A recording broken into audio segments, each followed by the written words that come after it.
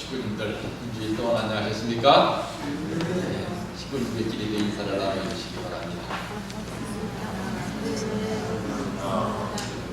인사를 나누실 적에는 정말 일주일 만에 만난 식구가 아니라 6,000년 만에 만났다 생각을 하시고 함께 인사를 나누시기 바랍니다.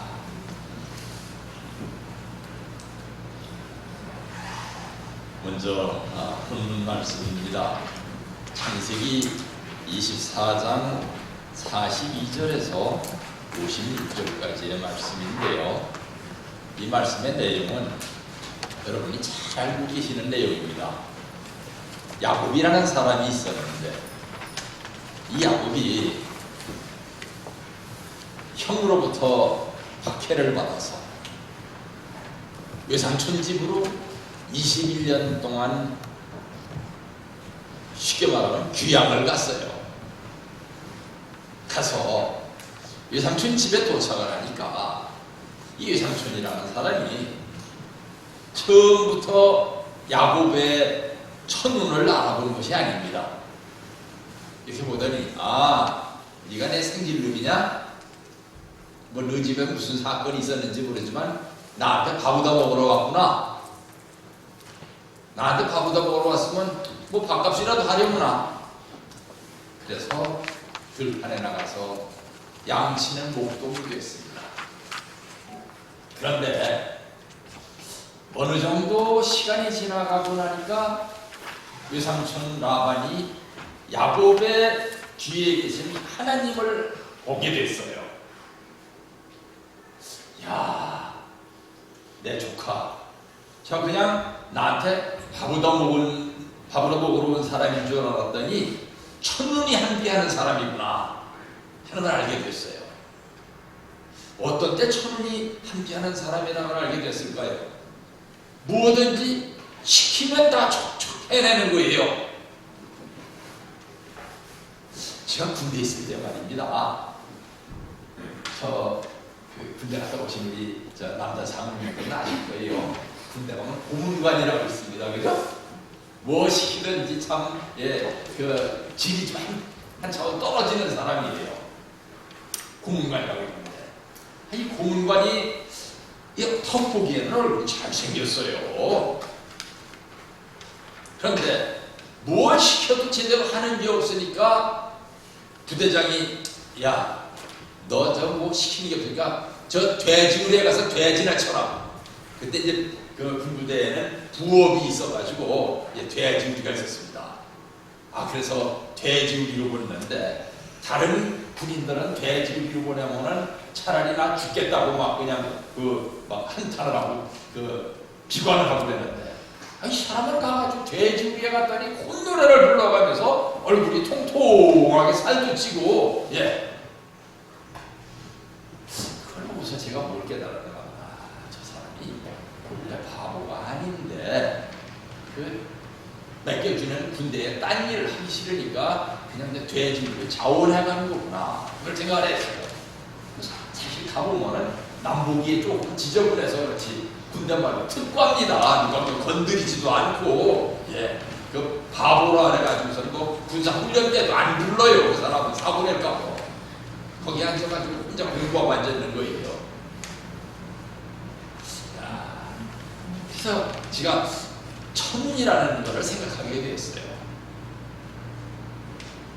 근데 이 첫눈이라는 걸 알게 된 뒤로부터는 라반이 야곱이 자기 집에서 떠날까봐 걱정입니다.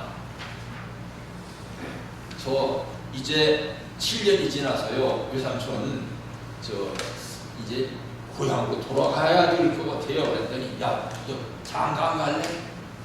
장가는 가야죠. 너 나한테 딸이 둘 있는데 둘 중에 누가 좋으냐? 동생이 좋아요. 동생하고 결혼하게 될 테니까 우리 집에 더 있어. 그래가지고서 더 있었어요.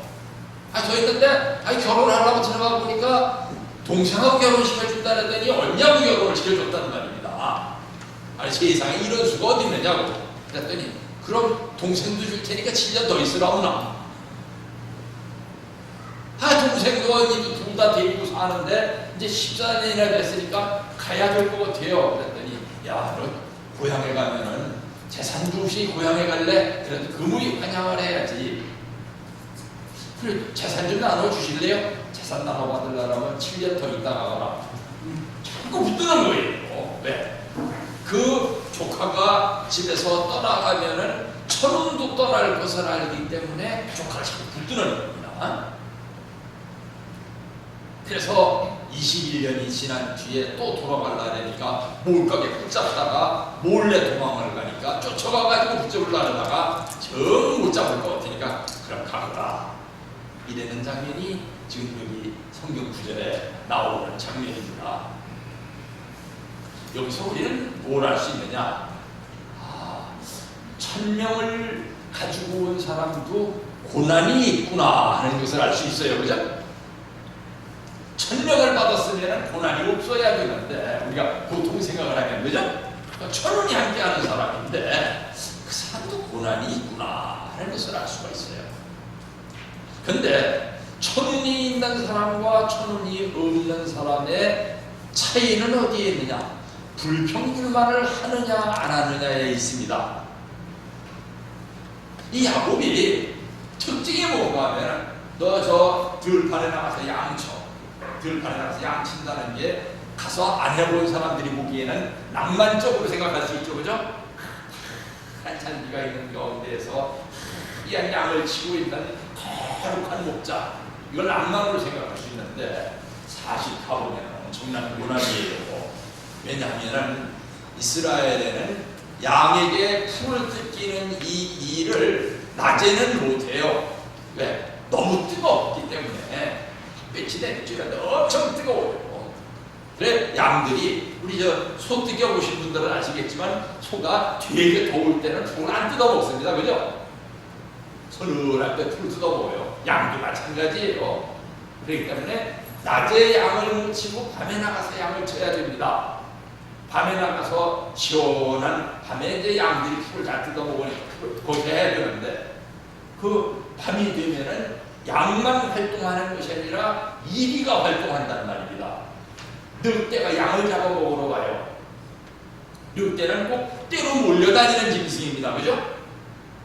떼로 몰려다니는 짐승이 와서 양을 잡아먹으면은 양을 잡아먹힌 책임을 주인이 양한테 묻습니까? 양 치는 사람한테 묻습니다. 너 왜 내 양을 데리고 나가가지고서 양을 죽였느냐? 그 늑대가 와서 죽였는데요. 어떻게 해요?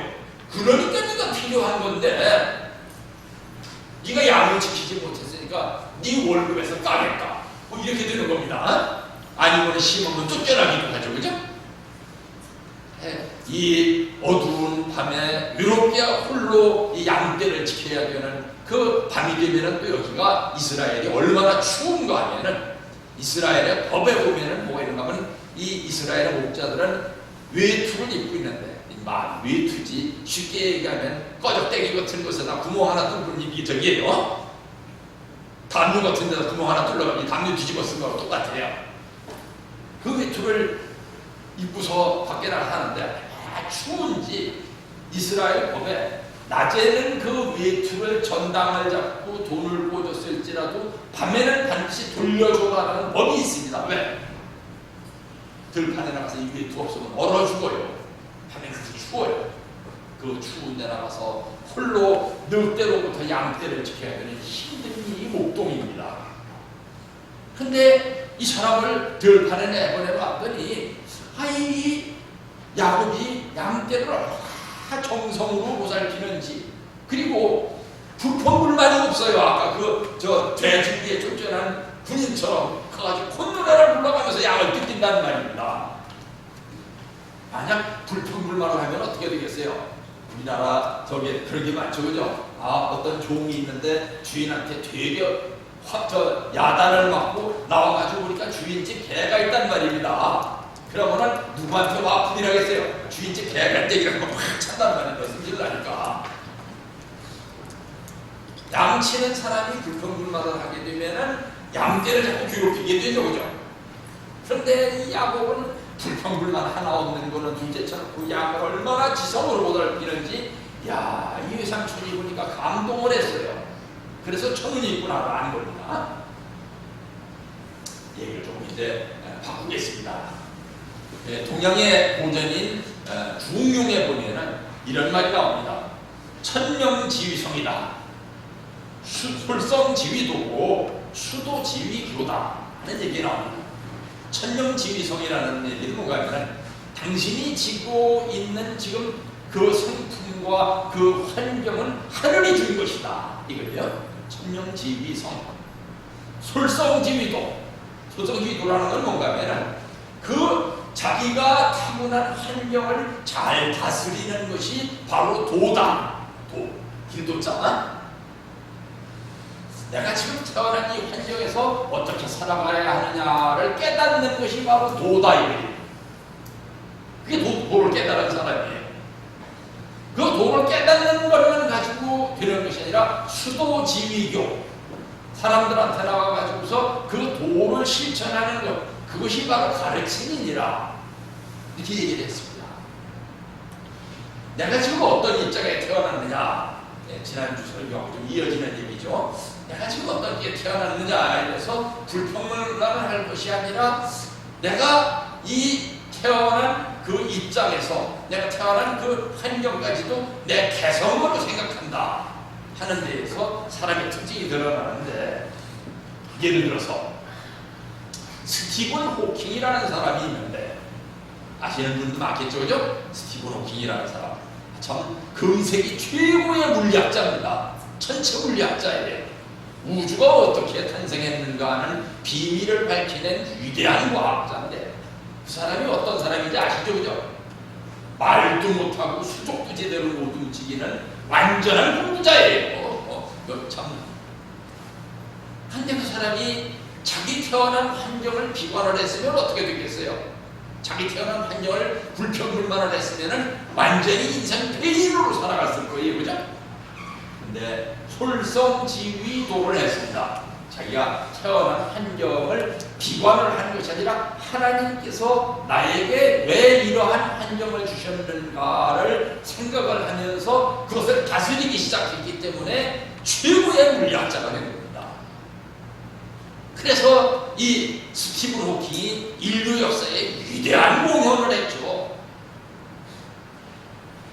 또 헬렌 켈러라고 하는 유명한 여성이 있었는데 요즘에 와서는 참 그 이름을 많이 잊혀진 사람이겠죠, 그죠? 태어날 때부터 장님에다가 벙어리예요, 규모벌. 이 여성이 열심히 노력을 했는지 그 뒤로 인류 역사에 위대한 교훈을 내렸습니다. 그것을 보더라도 야, 중용의 천명지위성, 솔성지위도, 수도지위교구나 하는 것을 느낄 수가 있는데, 그러면 중용에만 이런 말씀이 나와 있느냐? 아니에요. 예수님께서 어느 날 제자들을 데리고 길을 가시는데 태어나면서부터 장님인 사람이 성전 문 앞에서 구걸을 하고 있었습니다. 그래서 예수님의 제자들이 예수님께 물었어요. 선생님, 저 사람은 저주를 받아서 태어난 것이겠죠? 우리 교회에서 흔히 그렇게 얘기하는 사람들이 있습니다. 그죠? 어떤 사람이 무슨 저기 했으면 저 평감받고 있다고? 그런 얘기 좀 이제 그만했으면 좋겠어요. 그건 평감이 아닙니다. 솔성지위도예요. 자기 환경에 맞게 태어난 사람이에요. 만약 예수님이 계셔서 그 예수님한테 저 사람이 왜 저렇게 태어났어요? 그렇으면 예수님께서 틀림없이 성경에 나온 대로 그렇게 대답하셨을 거예요. 아니다. 죄를 받아서 태어났기 때문이 아니라 하나님의 영광이 저 사람에게 나타나려고 저 사람이 저렇게 태어난 것이다. 아, 그러면은 하나님의 영광이 어떻게 나타나요? 그랬더니 자, 보라. 그랬더니 예수님이 가가지고서 그 장님한테서 물었습니다. 눈 뜨고 싶으냐? 그랬더니 이 장님이 참 저는 눈을 뜨면 얼마나 좋은지 모르지만 정말 태어나서 최고의 소망이 있다면 눈을 뜨는 것입니다. 그랬더니 그래? 그랬더니 손바닥에다가 흙을 한 줌 주더니 거기다 퇴퇴 침을 뱉어가지고선 이겨가지고 사람 얼굴에다 침 바르는 거는 최고의 모욕입니다. 그죠? 퇴치물 같아가지고 흙을 이기더니 그걸 눈에다가 발라주더니 저 실로암 곳에 가서 씻어라. 그 사람이 실로암 곳에 가가지고 눈을 씻었어요. 그랬더니 눈이 보인다는 말입니다. 이 사람이 막 다니는 데마다 증거를 한 거예요. 뭘? 예수님은 위대한 분이시다. 성경에 보면은 입으로 증거함으로써 축복을 받는다 하는 말씀이 나옵니다. 자기가 축복을 받았으면은 그 축복을 반드시 바깥에 나가서 증거를 해야 돼요. 성이라는 것도 마찬가지입니다. 내가 어떤 천성을 타고났으면은 그 천성을 발휘함으로써 하늘 앞에 영광을 돌려야 돼요. 그죠? 그래서 예수님께서 그 사람을 가르쳐서 말씀하셨습니다. 저거 봐라. 저 사람이 눈을 멀어서 태어난 것은 뭐냐? 눈을 뜬 다음에 세상에 나가서 눈을 띄워주는 위대하신 선생님이 계시다는 것을 증거하게 하려고 저 사람이 눈을 먼 상태로다가 태어난 것이다.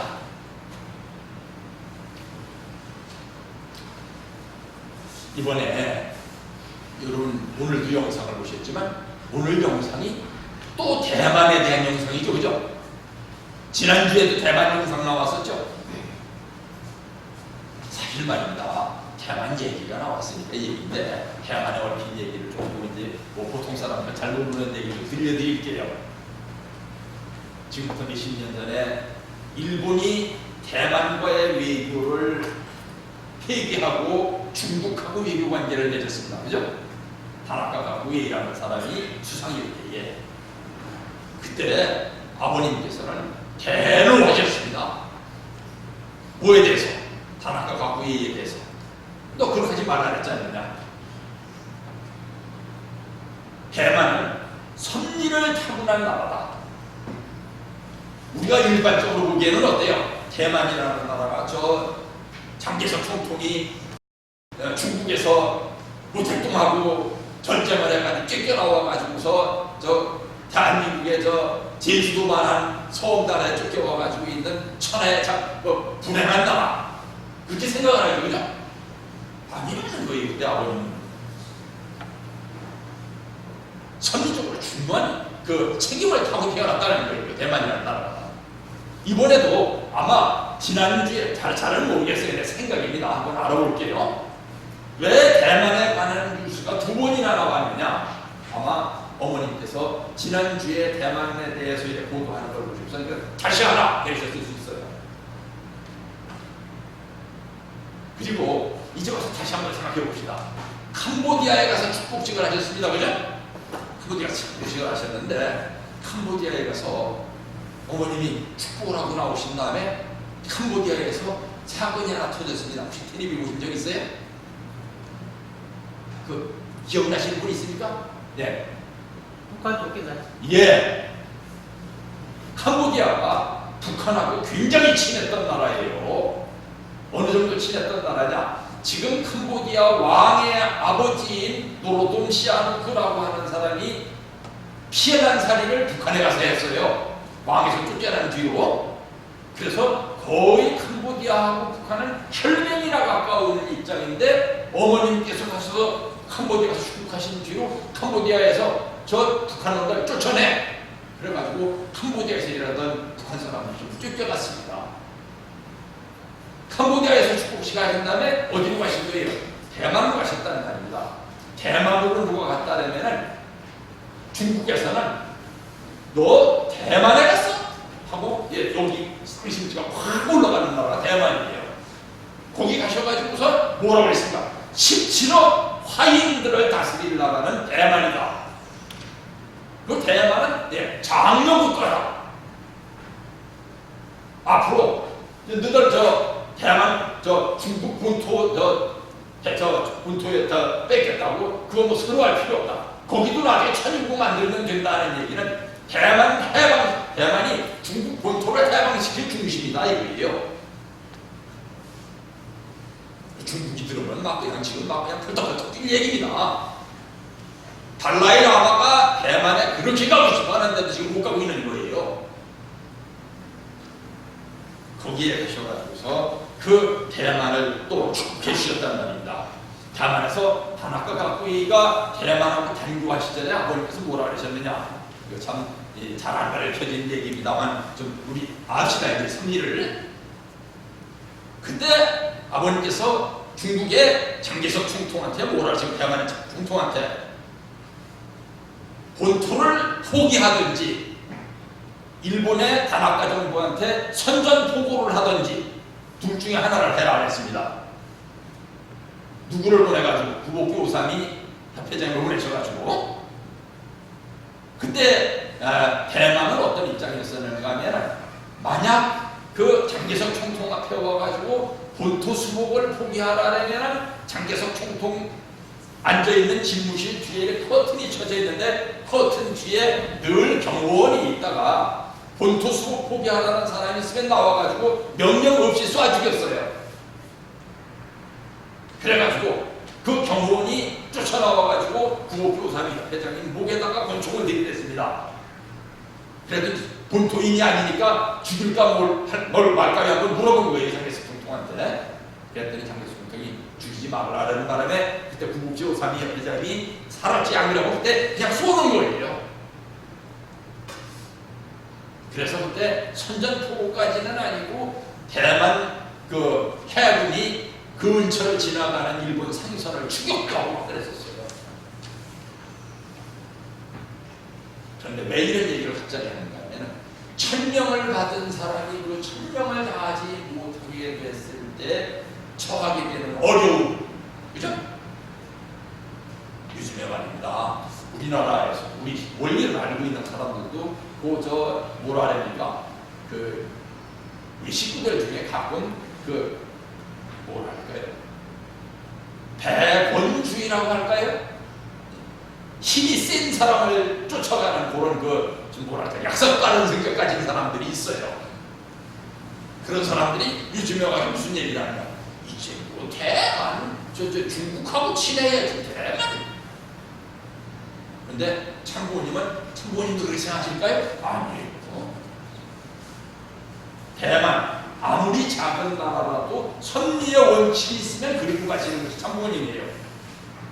전에도 말씀드렸지만 그 남미에 가셔서 축복식을 하시면서 그 남미에서 그 가톨릭이 국교인 나라인데 거기 가가지고서 가톨릭은 무정말이다 하셔야 되는 말씀의 원칙이 있으면은 그 주변에 어떤 위험이 있든지 뭐가 있든지 그거는 생각을 안 하시는 것이 참고님의 길입니다. 좀 길게 얘기할 시간이 없으니까 넘어갑시다. 천운을 타려면 원리의 길을 가야 돼요.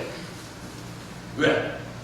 여기가 바른 길이고 이것이 원칙이고 이 나라가 선리국가라 할 것 같으면 아무리 힘이 없고 작은 나라라고 할지라도 대만을 신장녀로다가 축복하시는 것이 그것이 참부모님의 길이지 어느 나라가 크다 어느 나라가 힘이 있다라서 그거를 따라가는 것이 참부모님의 길이 아니다 이거예요. 그래야만 어떻게 될 수 있느냐? 천운을 탈 수 있다는 거예요. 참부모님이라고 해서 아까 야곱도 천운을 받았지만 고난을 겪어야 했듯이 참부모님이라고 해서 고난이 없나요? 그렇게 생각하십니까?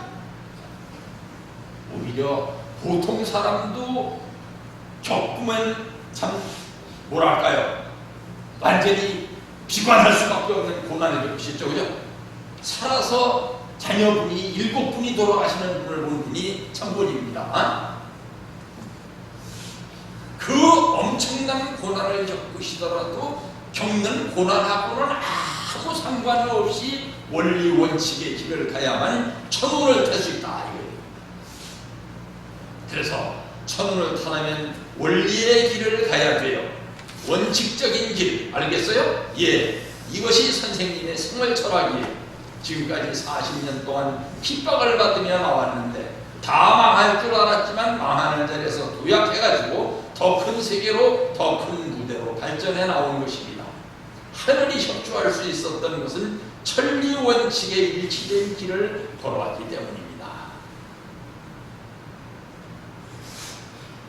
우리 가정맹세 가운데 천운이라고 하는 단어가 딱 한 번 나오죠, 그죠? 가정맹세 6절에 보면 천일국주의 누리 가정은 참사랑을 중심하고 하늘 부모님과 참부모님의 대신 가정으로서 천운을 움직이는 가정이 되어 하늘의 축복을 주변에 연결시키는 가정을 완성할 것을 맹세합니다. 우리는 그냥 천운을 타야 되는 사람들이 아니고 천운을 움직이는 사람들이 되어야 된다. 이게 우리에게 다가온 사명입니다. 우리에게 어떤 어려운 일이 있다.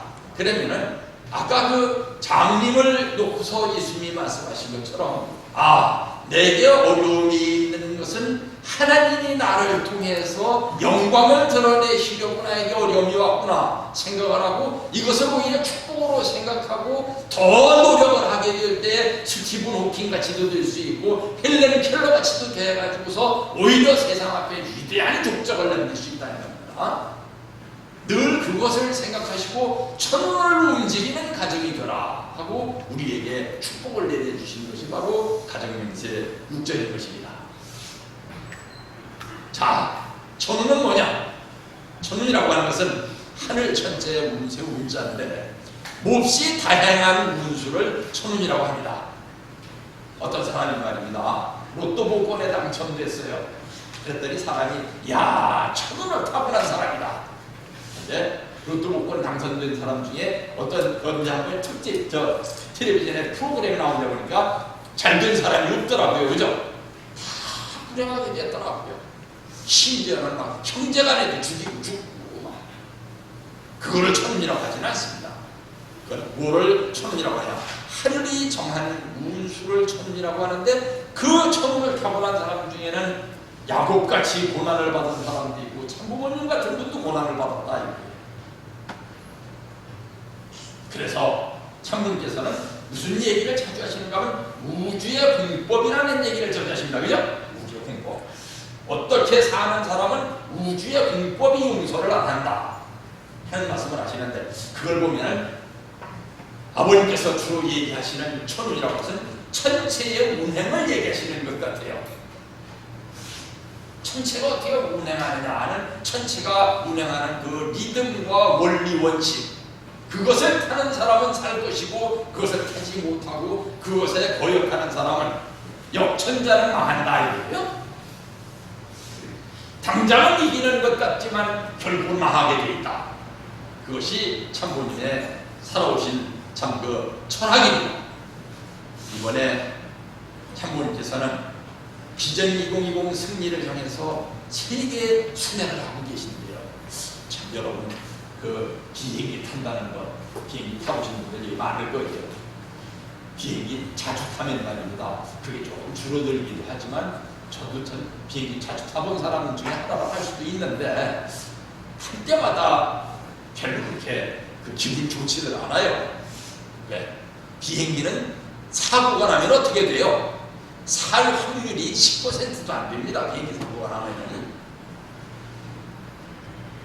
그 비행기를 타고서 40일 동안을 어떻게 돌아다니시느냐. 지난주에 봤었던 지도입니다. 한번 더 봅시다. 이렇게 세계를 완전히 종횡무진막 그냥 그 동에서 서로 남에서 북으로 세상을 틈으로 다니시는 길이 이번 참부모님의 길입니다. 여기에서 천운을 타신 분이 아니면 타고 가시면서 어떨까요? 기분에 이 비행기 타다 사고가 안 났나? 이제 필순이 나대가시는 어머님입니다. 비행기 타는 거 오통노동 아닙니다.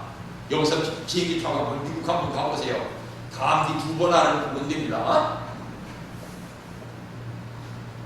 그 길을 다니시면서 뭐를 세상 앞에 보여주시느냐? 천운을 보여주신다고 나는 생각해요. 사람이 아까도 그 야곱의 경우에 있어서도 야곱에게 천운이 있다는 것을 라반이 뭘 보고 알았어요? 고난 가운데서 승리하는 것을 보고 야곱에게 천운이 있다는 걸 알았다는 말입니다. 하나의 예를 들겠습니다. 지금부터 10년 전에 아버님께서 타셨던 헬기가 사고가 났습니다. 그죠? 헬기가 사고가 났는데 제가 충북 교부장으로 있을 때인데 식구한테서 갑자기 전화가 왔어요. 어떤 본사님인데 전화 받아가지고 예 본사님 그랬더니 조부장이 텔레비전 보세요. 왜요? YTN 지금 들어보세요. YTN 들어봐봐. 식구들한테 가서 YTN을 텔레비전 사무실에 있는 거 들었더니 아버님이 헬기 사고가 났다고 텔레비전 뉴스 나오는 거예요. 막 그냥 막 하늘이 캄캄해지는 거 같아요. 왜? 전 과거에 헬기 사고가 난 현장을 여러 번 가봤거든요. 조근해 대장이라고 하는 공군 참모총장이 헬기 사고가 났는데 부인하고 같이 서울에서부터 출발을 해가지고 청주에 있는 공군사관학교에 졸업식에 참석하려고 오다가 용인 근처에서 비행기가 떨어졌어요. 눈이 많이 오는 날.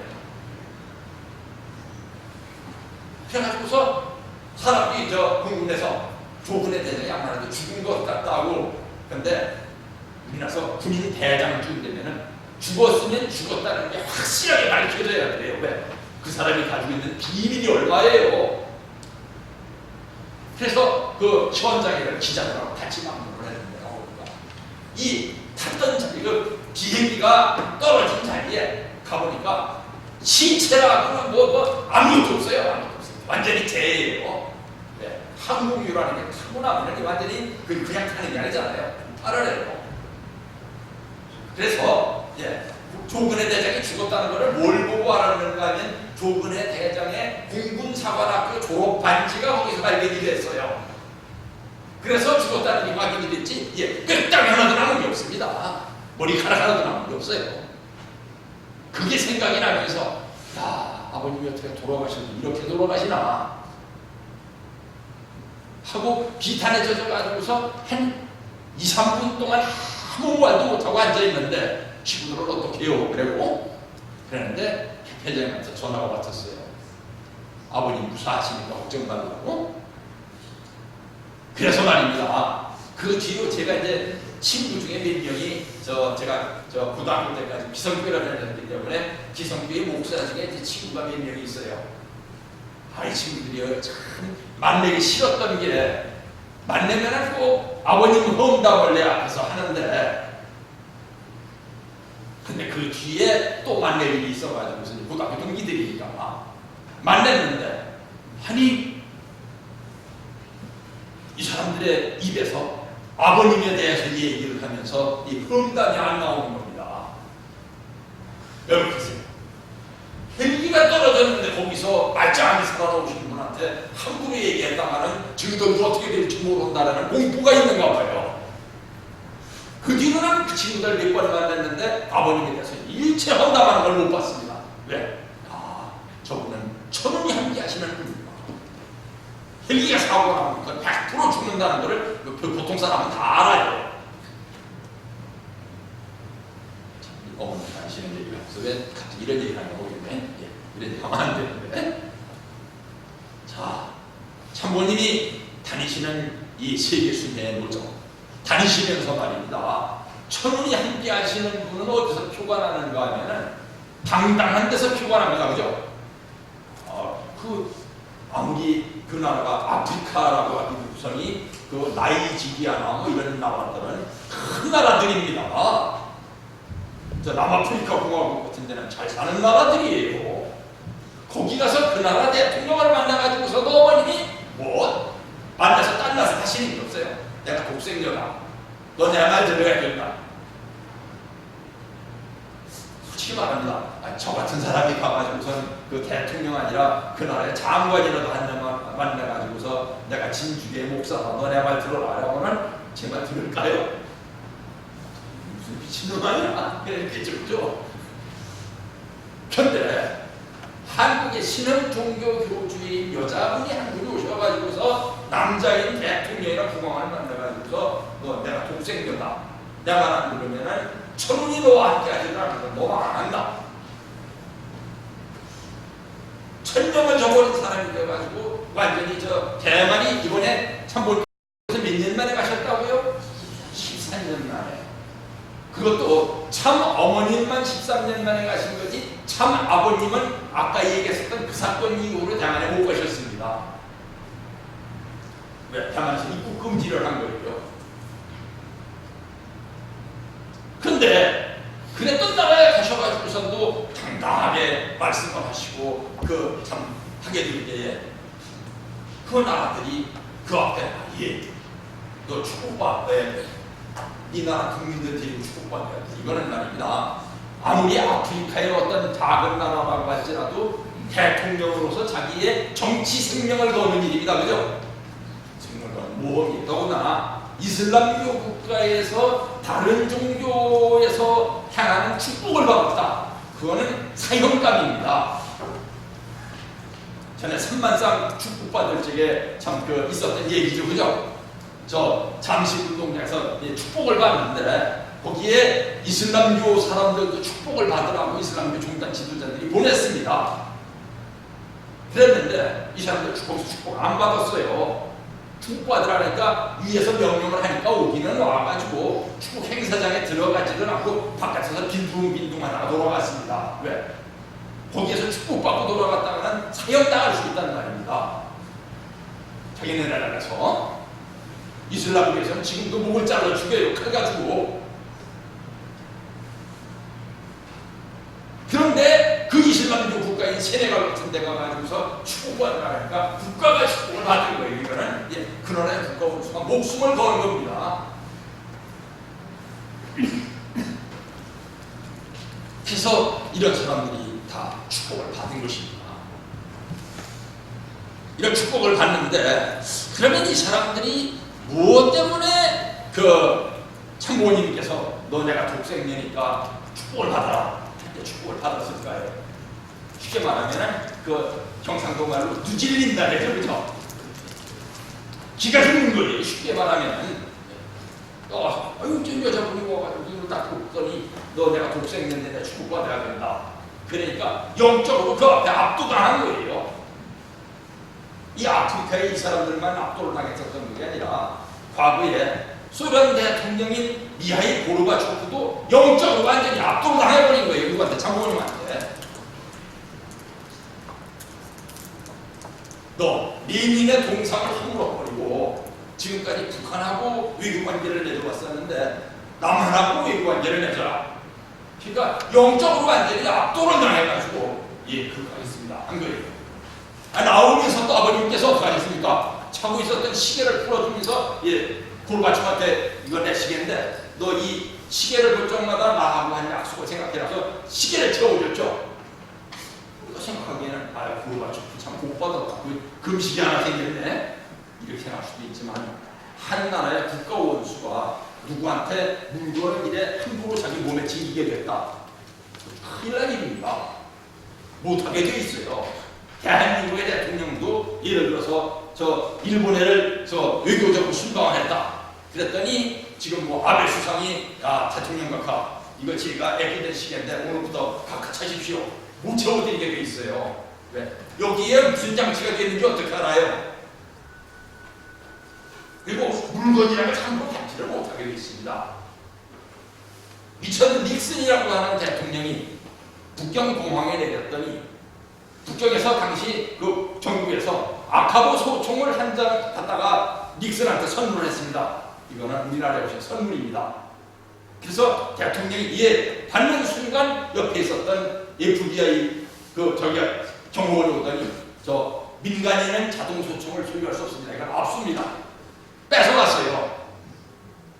그게 그 외교 국가 간의 적인데 한 나라의 그 대통령한테 신흥 정부의 지도자가 와가지고선 너 이거 볼 적마다 나를 생각하면서 금시계를 채워주는데 그거를 고르바초프님이 받았다. 이거는 그때 참 고르바초프가 아니 이건 내가 받을 거야 했으니까 망정이지 경호원들이 와서 틀림없이 제지했을 거예요. 그런데 왜 이런 압도당하는 사건이 일어나느냐? 쉽게 얘기하면은 그겁니다.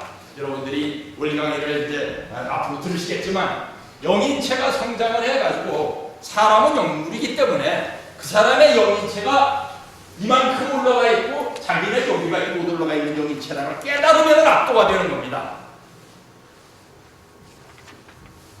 그런데 이렇게 영인체가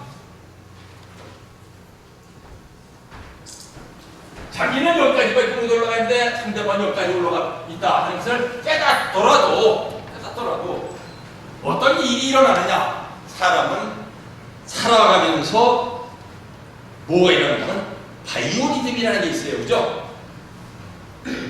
자기 바이오리듬이 있고 또 세상에 운세가 또 따로 있습니다. 내가 참고라고 할지라도 세상이 너무 악하니까 또 세상이 살아가는 운세가 지금 그런 입장에 있으면 그 영향을 안 받을 수가 없는 거예요. 그러니까 천운을 가지고 있는 사람도 고난을 겪을 수 있다 이거예요. 지난 시간에 얘기를 했지만 노아가 천운을 입고 있지만 노아가 비록 구원을 받아서 방주 안에 들어갔지만 방주라고 해서 뱃멀리가 없으라는 법이 없다 그랬잖아요. 그죠?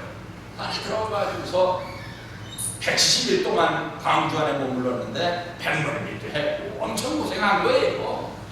신선한 공기를 한번 맡을 수가 있나요? 어쩔 수가 있나요? 나중에 마지막에 아이고 정말 지긋지긋하다. 저 비가 개나 어쨌나 하고 요만한 창문을 바깥으로 내다봤다 그랬죠. 그죠? 그래서 사마어머니께서는 이건 사진입니다. 아버님의 바이오리듬이 지금 어려운 입장에 있고 세상이 지금 어려운 입장에 있을 때는 그 바이오리듬을 맞추기 위해서 뭘 하셨느냐? 이렇게 낚시를 하셨습니다.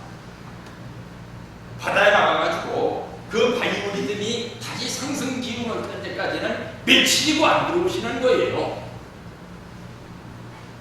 바이오리듬이 나쁠 때에 그 나가가지고서 사람들을 대했다가는 대하는 사람이 저주를 받을 수도 있잖아요. 그래서 바다에 자주 나가셨던 겁니다. 그런데 이 지금 어머님이 가시는 길을 왜 힘든 길인가 하면 40일 동안 한 번도 쉬실 수가 없는 노정이라는 말입니다. 오늘은 여기, 내일은 여기, 또 여기 계속 이어지는 노정이에요.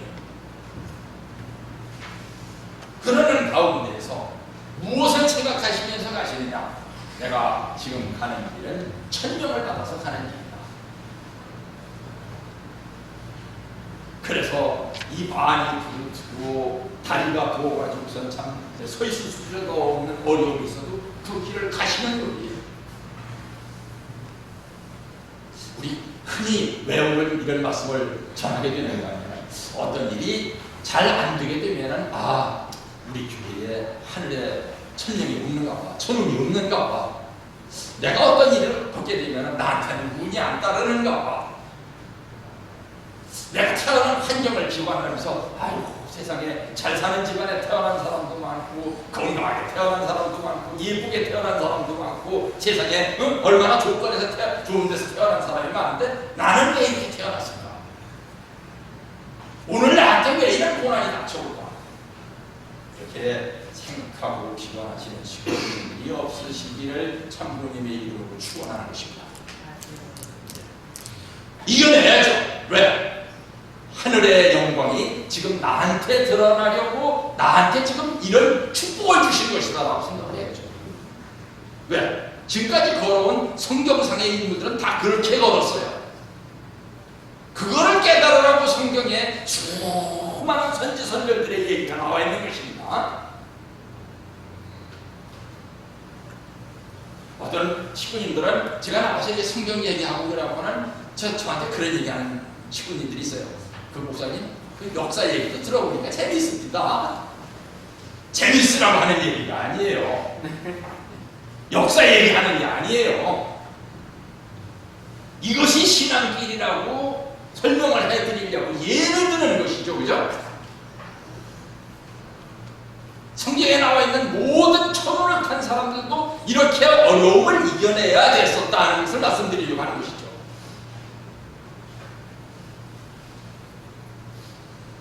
넬슨 만델라라는 사람이 있었습니다. 그죠?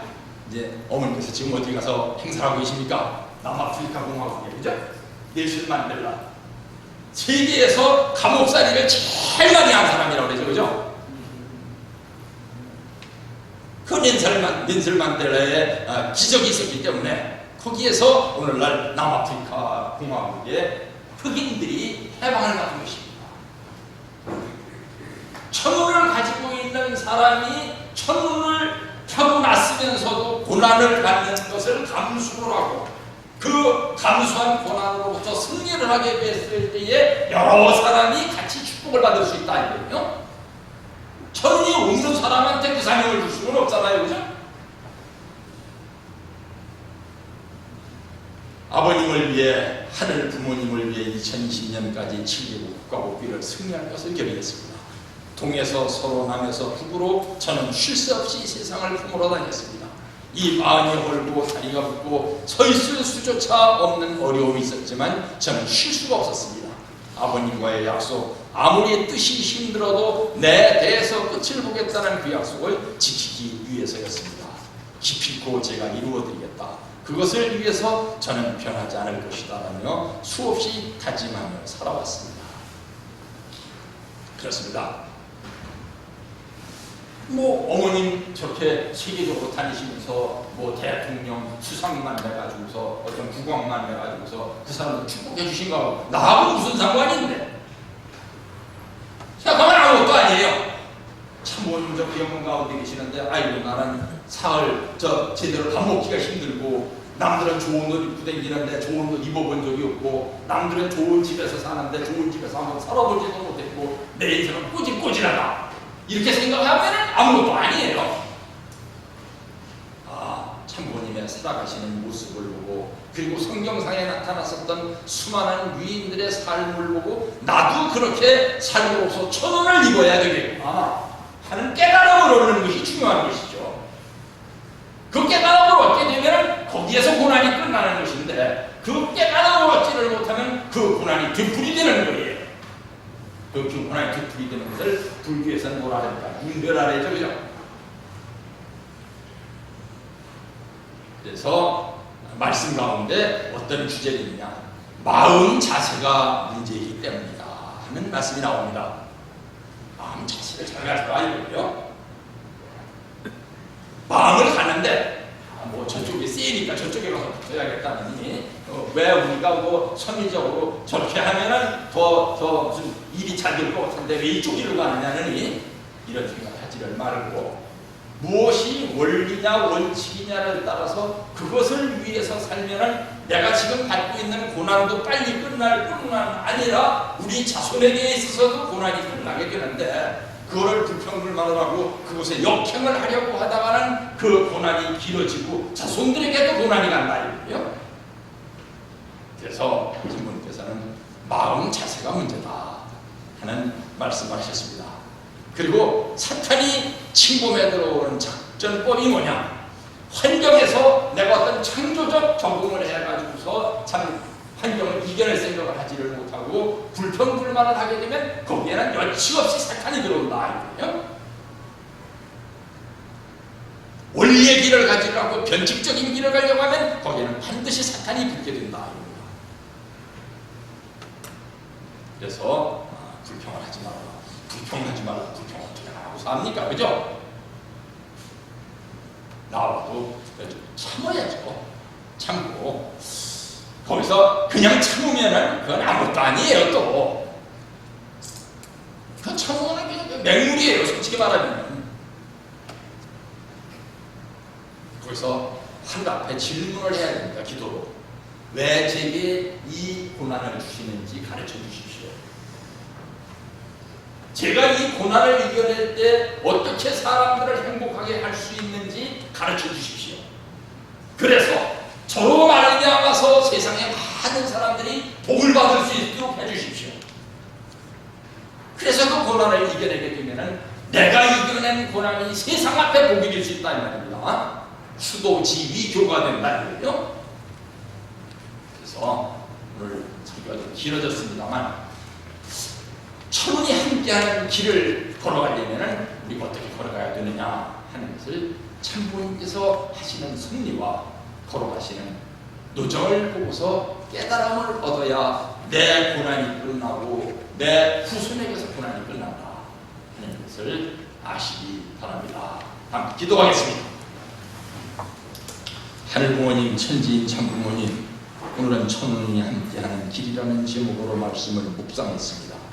이 묵상으로 저희가 고난을 이겨낼 수 있도록 인도하여 주시고, 저희가 고난을 이겨냄으로써 세상 앞에 복이 될 수 있도록 인도하여 주시기를 간절히 빌고원하면서 이 모든 말씀을 축복 중심 가정 예수님의 이름으로 보고드려 싸움나이다.